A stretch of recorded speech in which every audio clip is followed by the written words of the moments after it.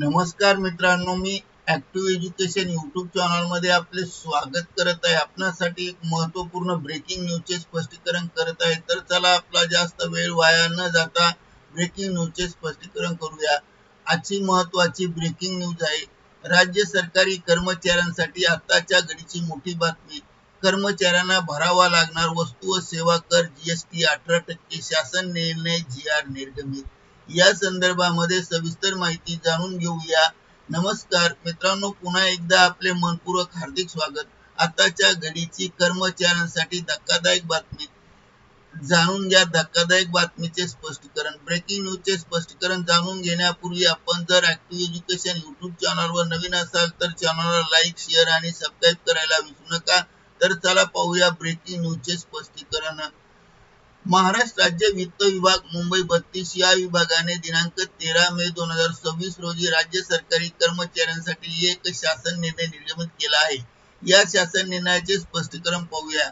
हा शासन निर्णय निर्गमित करण्यासाठी शासनाने दोन संदर्भ विचारात घेतले आहेत आणि घेण्यात आले आहेत। शासन निर्णयाचा विषय राज्य शासकीय कर्मचारी सामूहिक वैयक्तिक विमा अपघात योजनेच्या वर्गणीवर वस्तू व सेवा कर आकारण्याबाबतचा विषय आहे।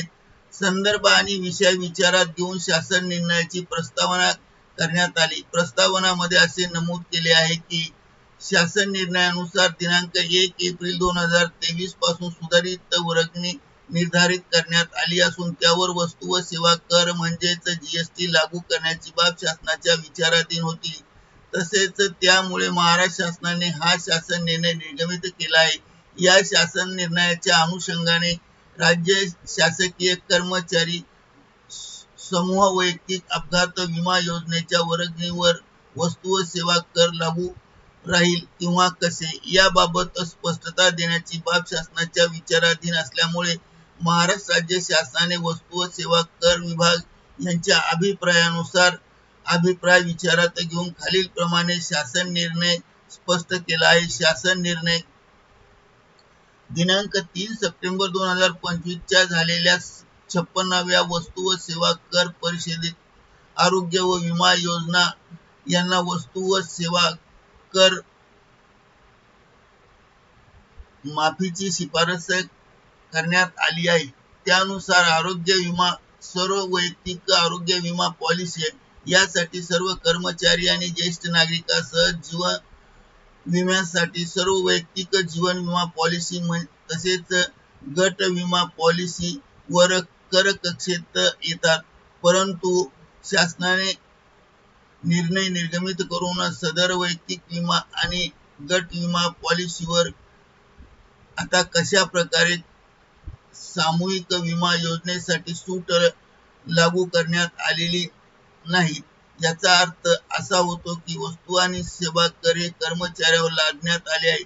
त्यामुळे केंद्र सरकारच्या मूळ अभिलेखावरून महाराष्ट्र राज्याने राज्य शासकीय कर्मचारी समूह गट विमा योजना ही समूह योजना असल्याने भारत सरकार वित्त विभाग अधिसूचना क्रमांक 16/2025 नुसार केंद्रीय दर पद्धतीने दिनांक 17 सप्टेंबर 2025 नुसार सुधारणा केली आहे। या सुधारणेची नोंद क्रमांक 36C व 37D नुसार वैयक्तिक विमा योजनेसाठी असणारी सूट ही विमा पॉलिसी योजनेसाठी लागू होत नाही। त्यामुळे आता शासकीय कर्मचाऱ्यांना समूह गट विमा योजनेस 18% जीएसटी वस्तू व सेवा कर लागू राहील आणि कर्मचाऱ्यांना या योजनेसाठी 18% कर भरावा लागणार आहे। सदरचा शासन निर्णय परिपत्रक महाराष्ट्र शासनाच्या www.maharashtra.government.in या संकेतस्थळावर शासनाने उपलब्ध करून दिला आहे। या शासन निर्णयाचा संकेतांक क्रमांक आहे 2026/05/13/13/18/46/11/05 असा आहे।